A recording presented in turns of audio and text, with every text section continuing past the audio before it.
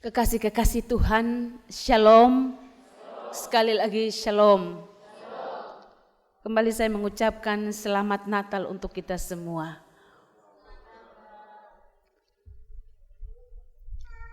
Dalam syukur Natal pagi ini, bacaan yang menuntun kita telah kita baca dengar bersama, Titus pasal 2 ayat 11 hingga ayat 15. Dan tema yang diberikan adalah memancarkan kasih karunia. Saya membacakan sebuah cerita dalam buku The Best of Guidepost Christmas.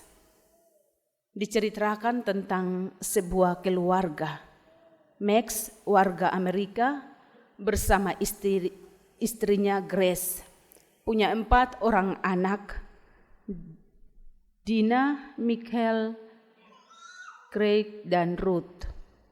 Dikisahkan bahwa menjelang Natal di tahun 1960, anak mereka, Craig, umur 5 tahun, ditabrak oleh seorang remaja berusia 15 tahun bernama George Williams.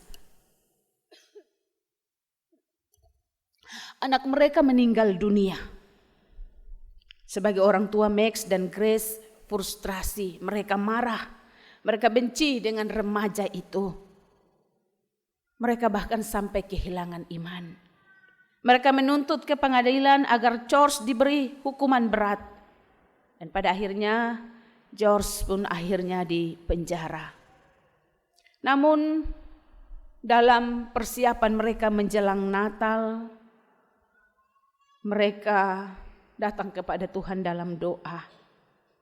Dan dalam perenungan mereka itu, mereka mengambil sebuah keputusan untuk angkat semua itu, rasa sakit hati, dendam, dan kemarahan itu. Mereka merasakan kehadiran Kristus dalam hati, sehingga mereka punya perasaan lega untuk mengampuni. Max menghampiri istrinya dan berkata, "Anak kita almarhum Grace tidak membutuhkan kita lagi.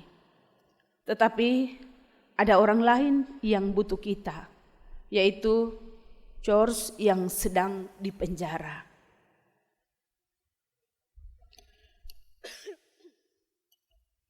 Ia tidak mendapat hadiah Natal di rumah tahanan anak-anak, kecuali kalau kita mengirimnya. Maka Grace pun setuju dengan pernyataan suaminya. Keduanya bergegas ke rumah tahanan, datang mengunjungi dan mendoakan George. Pada akhirnya George juga mendapat keringanan karena mereka meminta pembebasan. Dan setelah itu sesuatu terjadi. Dalam keputusan mereka minta untuk George menjadikan rumah mereka sebagai rumah kedua. Keluar dari penjara, George kembali bersekolah, beraktivitas.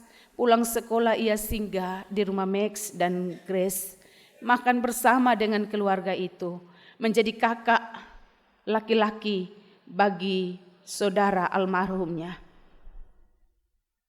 Kira-kira begitulah perasaan daripada George ketika dia dapat memberikan pengampunan. Bagaimana kira-kira begitulah perasaan daripada Max ketika dapat memberikan pengampunan. Dan bagaimana dengan perasaan George yang mendapat pengampunan? Bagaimana perasaannya ketika dia yang telah melakukan kesalahan, membuat keluarga ini kehilangan anak yang mereka kasihi, namun kemudian kembali diterima oleh keluarga ini? Sudah pasti bagi George ini adalah sebuah kasih karunia. Pengampunan dan penerimaan keluarga Max menunjukkan anugerah bagi George, si pelaku ini.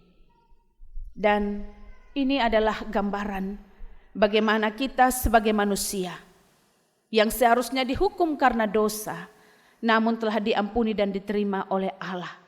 Dan itulah kasih karunia.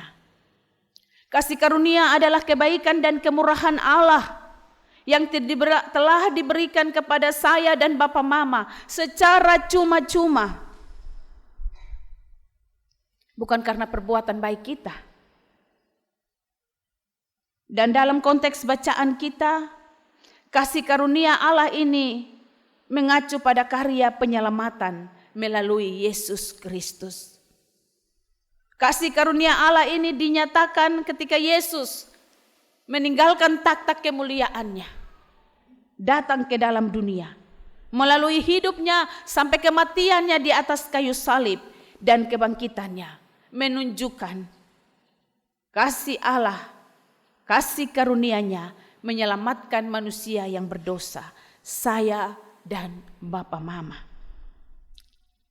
Ketika nenek moyang kita Adam dan Hawa jatuh dalam dosa, manusia terus dikuasai oleh dosa, pemberontakan kepada apa yang Tuhan mau. Namun Allah mengasihi saya dan Bapa Mama. Dan karena itu Allah berinisiatif. Anaknya yang tunggal turun ke dalam dunia, menjadi sama dengan manusia untuk menebus saya dan Bapa Mama. Keselamatan itu adalah anugerah. Demikian ayat 11 mengatakan karena kasih karunia Allah menyelamatkan semua manusia sudah nyata. Nyata dalam kelahiran Yesus Kristus yang kita telah peringati, yang kita sebut sebagai Natal.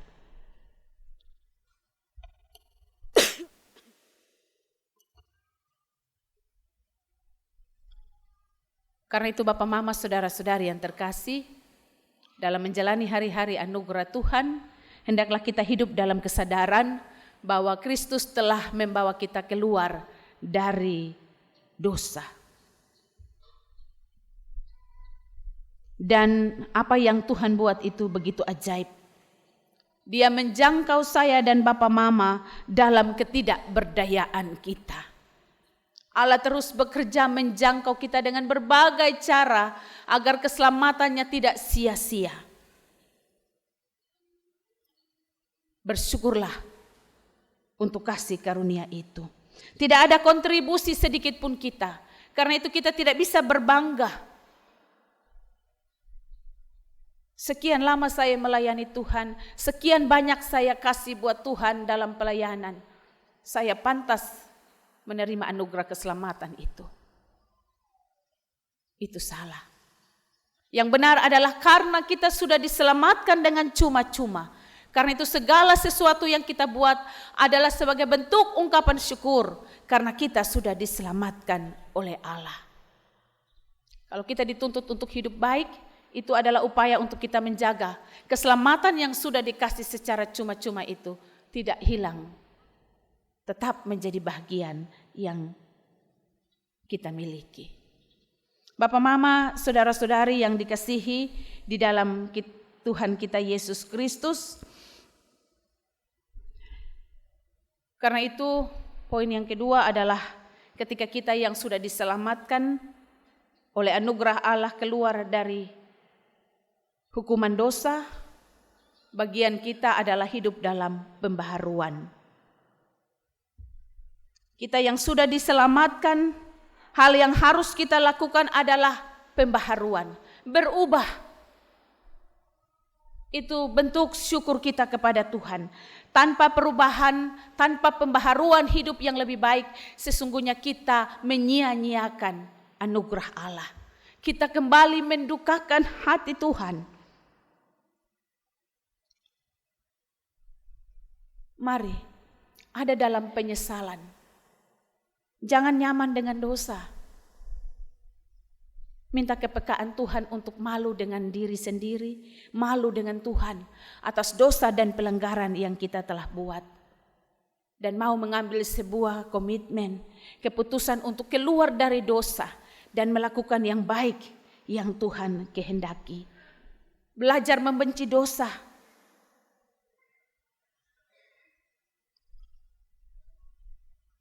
Belajar mengingat pengorbanan Yesus Kristus yang rela meninggalkan takhta kemuliaannya, menjangkau kita yang berdosa. Masih ada waktu dalam hidup ini. Ambil kesempatan untuk memperbaharui diri. Bapak, Mama, saudara-saudari yang Tuhan Yesus kasihi. Firman Tuhan ini datang dari Paulus kepada Titus untuk mengingatkan umat Tuhan yang saat itu berhadapan dengan pengajaran-pengajaran sesat. Dalam kesempatan pagi ini syukur Natal, kita ada bersama dengan orang tua dan saksi dari 8 orang anak yang bawa anak-anak mereka untuk dimeteraikan sebagai milik kepunyaan Tuhan. Mereka tidak mengerti apa itu baptisan, tetapi tanggung jawab kita orang tua untuk memperkenalkan bahwa dia berharga di mata Tuhan, dia milik kepunyaan Tuhan, dia harus hidup sebagai milik Tuhan. Saya dan Bapak Mama adalah milik Tuhan. Karena itu dimanapun kita berada, hiduplah dengan menunjukkan kepribadian sebagai milik kepunyaan Tuhan. Kalau milik Tuhan berarti hidup sesuai dengan apa yang Tuhan kehendaki. Jangan menodai kepemilikan Tuhan itu. Kita punya tanggung jawab yang berat sebagai Bapa dan Mama. Memperkenalkan siapa itu Tuhan kepada anak-anak kita dalam dunia yang penuh dengan berbagai tantangan. Ajaran-ajaran sesat ini nampak dalam kesibukan-kesibukan duniawi yang kemudian mengalihkan perhatian kita untuk fokus pada kekayaan, fokus pada jabatan, lalu melupakan siapa Tuhan yang telah menyelamatkan kita. Siapa Tuhan sumber segala sesuatu, siapa Tuhan sumber hidup itu. Orang tua, pancarkanlah kasih karunia Allah yang sudah engkau terima kepada anak-anakmu, supaya mereka juga bertumbuh hidup untuk memancarkan kasih karunia itu. Ini adalah tanggung jawab saya dan Bapak Mama. Kita ada sebagai orang tua saksi, tidak saja gendong waktu datang bawa untuk dimeteraikan sebagai milik Tuhan. Tidak saja untuk beli baju baru ketika Natal atau ulang tahunnya, beli buku ketika dia mulai sekolah. Tetapi punya tanggung jawab iman untuk terus mendoakan dia, mengenal siapa itu Tuhan. Dibarengi dengan sikap hidup kita sebagai orang tua dan saksi yang hidup dalam memancarkan kasih karunia Allah. Tuhan memberkati kita dengan kebenaran firman-Nya. Amin.